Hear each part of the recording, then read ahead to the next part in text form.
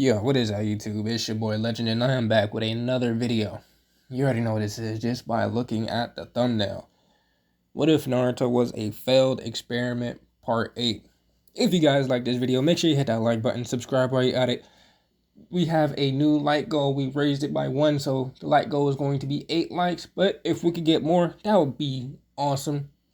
So hit that like button, subscribe while you're at it. But without further ado, let's just get into this intro so we can start this What If.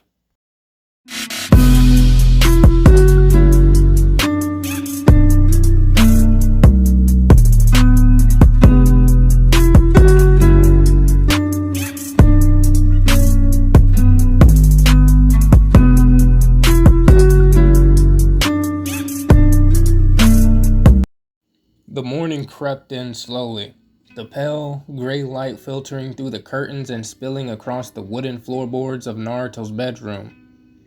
The air was sharp with a metallic scent of blood, faint but undeniable, carried by the faint breeze that slipped in from the open window. On the floor near the bed, Naruto stirred, his body shifting with the faint stiffness of one who had endured a night of torment. He pushed himself upright, the movement slow, deliberate, as though every joint fought against him. The boards beneath him were sticky with a thin layer of dried blood, and around him lay fragments of himself, sloshed flesh, raw and ragged, clinging like discarded bandages to the wood. He blinked at the sight, his face pale but unflinching. This was not the first morning he had woken like this, and the dread that once seized his chest had long since dulled into grim acceptance. Lifting his arms, he studied the skin. It was whole again, but imperfect, pink, and raw, like new scars that had not yet settled. He ran a trembling hand along his cheek and felt the same tender sensitivity, the faint sting when his fingers brushed too firmly. His torso, when he stripped away the blood-stained shirt clinging to him, mirrored the same state of half renewal. His body healed, yes, but it was unnatural flesh replacing itself as fast as it decayed, leaving him caught in an endless cycle of breaking and mending. Pain gnawed at him still. His spine throbbed with a constant, unnatural ache, like invisible hands twisting it in a direction it was never meant to bend. His shoulders were stiff, each movement stiff and jerking. His joints burned as if lit with fire. Raw nerves screaming with every shift. Yet, he endured, because that was all he could do. Endure and move forward. He stood, legs shaking for a moment beneath him before he steadied himself with a hand against the wall. His eyes wandered to the door. He meant to leave, to head straight for the bathroom and wash away the stink of rot and the crimson mess on the floor. But then he froze. There were voices, low but distinct, filtering through the wood of the door. Naruto tilted his head, pressing his ear against the frame. The words sharpened into clarity. Kushina's voice, roughened by anguish, trembled faintly in the air. "I don't know what to do, Minato. I don't like seeing Naruto, our son, like this. And for the past week, it's felt like I've been the only one to see him in that condition, and I just don't know what to do." Naruto's chest tightened, his breath catching. He lowered his eyes to the floor as if ashamed of hearing his own mother's grief. Minato's calmer tones followed, quiet but firm. The voice of someone trying to anchor himself against the weight of despair. Naruto imagined his father sitting on the couch beside Kushina, hands clasping hers as he steadied her. Kushina, things may be hard with everything that's going on right now, but trust me, Tsunade will reverse manufacture his medication, and when she finally does it, Naruto will be fine, and he could live normally. There was a pause, then a sharp hitch of breath. Kushina again, her words spilling through her tears. But what if she can't do it? What if she does do it, but she's a day too late and Naruto doesn't make it? Or what if... A sudden burst of Minato's voice cut her off, harsher than Naruto had ever heard from him. Kushina, stop it. Do you hear yourself? This entire situation is hurting me too. But we can't be negative about it. We need to stay positive and active in our son's life. So please, just trust the process. If not for me, then for Naruto. The silence stretched, heavy, broken only by the muffled sound of Kushina's sobs. Naruto pulled away from the door, his hands trembling faintly. He had heard enough.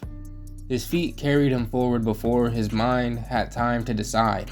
Slowly, carefully, he opened his bedroom door, the hinges creaking softly, and stepped into the hall. The living room came into view. Minato sat on the couch, his posture straight but wary, his hand still wrapped around Kushina's. She turned first, startled by the sound of footsteps, and quickly wiped at her tears before offering her son a wavering smile. Hey, she said softly, voice carrying that forced cheer mothers wielded when they want to protect their children from pain. How are you feeling?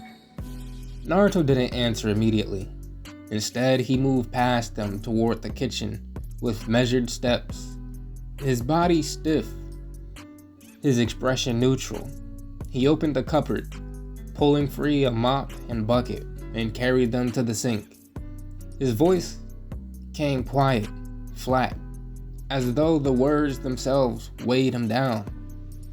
I'm fine. I just need to clean my floor. Kushina's eyes widened. She stood quickly, moving toward him, hands reaching for the mop. I'll do it. Just go and relax. But Naruto shook his head, already filling the bucket with water and soap. No, I don't want you or Dad cleaning up my mess. The words struck her heart harder than she expected. Her hands faltered, falling back to her sides.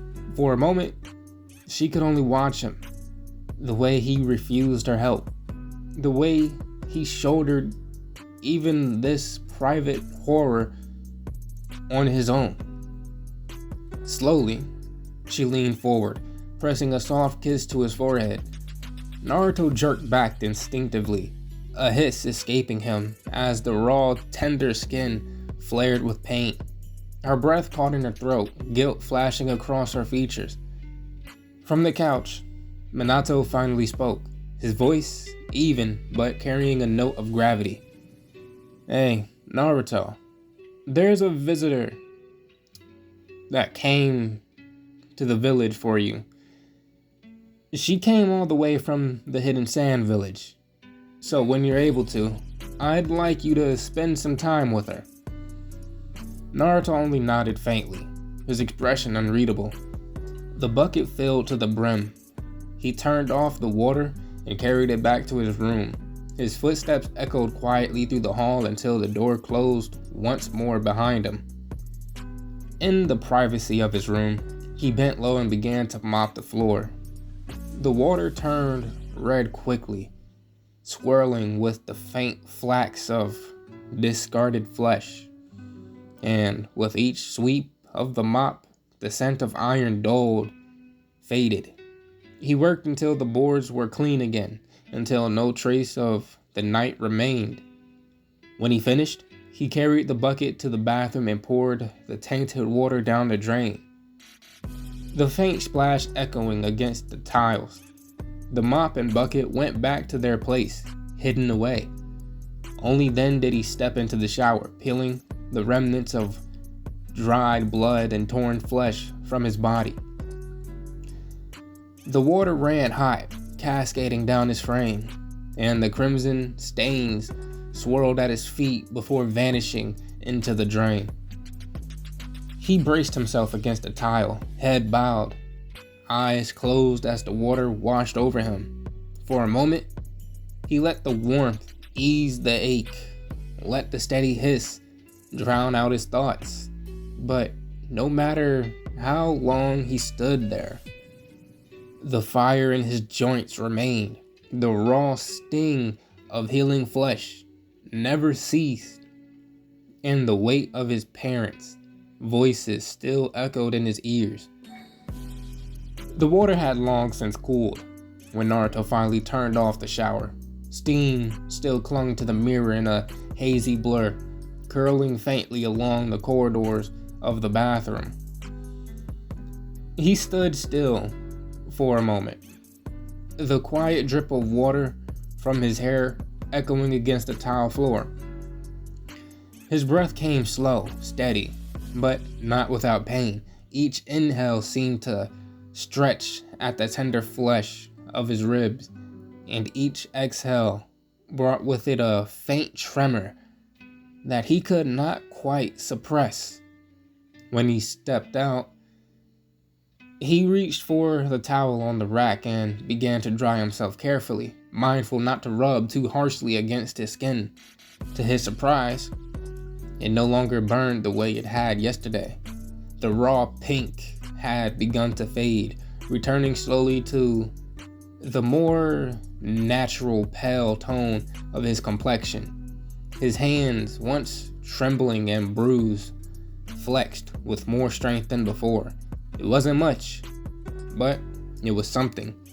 Progress that he could see, however small. Once dressed, black shinobi pants that fit snugly around his frame, and a light gray shirt, Naruto took a slow, steadying breath before stepping into the hallway. The house was quiet. The smell in the air was faintly of that of breakfast, something sweet like syrup and butter drifting from the kitchen. He could hear the faint clatter of dishes and his mother humming under her breath. Minato was gone, likely buried under paperwork again at the Hokage's office. Unbeknownst to Naruto, that work involved sorting through the endless piles of political arrangements, marriage proposals from allied clans and villages, each trying to secure a connection to the Hokage's family. Minato had kept those letters hidden, waiting for the right time to bring them up. But right now, it was just Kushina and her son, something she'd been quietly grateful for. Naruto entered the kitchen to find Kushina setting the table. The morning light poured in through the window, bathing her red hair in gold as she carefully placed a tall stack of golden brown waffles onto a plate. When she saw him, her expression softened. "There you are," she said with a smile. Her voice warmed despite the fatigue lingering beneath it. "I was just about to come get you. Sit. Naruto hesitated for a moment, then took a seat beside her. The smell of the food hit him almost immediately. Sweet, buttery, and warm. Kushina sat across from him, watching expectantly. These are called waffles, she said proudly, cutting into her own with a fork. They're like pancakes, but in some cases, a lot better. Naruto gave a faint nod, eyeing the golden squares curiously. Better than pancakes, huh? Kushina chuckled. You'll see. Try them. He did, and almost immediately, his face lit up with genuine surprise. The texture was crisp at the edges and soft in the center, and the flavor. It was simple but comforting in a way he hadn't realized he missed. He reached for the syrup bottle and, with unrestrained enthusiasm, drenched the entire plate until the waffles practically swam in it. Kushina gasped lightly and snatched the bottle away, her tone motherly but teasing. Not so much syrup, Naru-chan. Naruto froze mid-pour, then looked up at her sheepishly. Sorry. Her laughter filled the kitchen, a sound he hadn't heard much of lately, and one that made something warm stir in his chest. They ate together quietly. After that, the only sounds were the clinking of forks and the faint rustle of leaves outside the window. For a short while, it felt almost normal. When he finished, Naruto leaned back slightly, pressing a hand against his stomach. That was amazing, Mom. Kushina smiled, collecting the plates and taking them to the sink. I'm glad you liked it. I'll make them again soon. She washed the dishes in silence for a moment before glancing over her shoulder at him. Naru-chan, can you walk with me?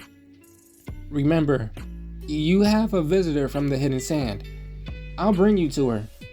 Meanwhile, across the village, Temari was finishing her own morning routine. Steam billowed from the walk-in shower of her suite in the Konoha Hotel, one of the best rooms in the establishment, personally arranged and paid for by the Hokage himself. She stepped out, her fair skin still glistening with droplets, and reached for a white towel hanging on the rack. Her movements were methodical, practiced, every action deliberate, efficient, and composed. The towel soon fell away, and she dressed quickly, a black bra and matching panties first, modest but sleek. Then came the black mesh undershirt clinging snugly to her form, followed by a sleeveless, violet top trimmed with darker shades of purple and black. A short obi cinched neatly around her waist, adding a splash of color to her ensemble. She pulled on her mesh shorts, then her short, tight black shinobi shorts. The fabric flexible but strong. Black fingerless gloves slid over her hands, reaching up to her forearms. She tied her long blonde hair back into its signature 4 ponytails, each one precise and balanced. Her forehead protector, the emblem of the hidden sand, gleamed as she fastened it. Finally, she slipped into her shinobi sandals and lifted her battle fan, its weight familiar and reassuring in her grasp.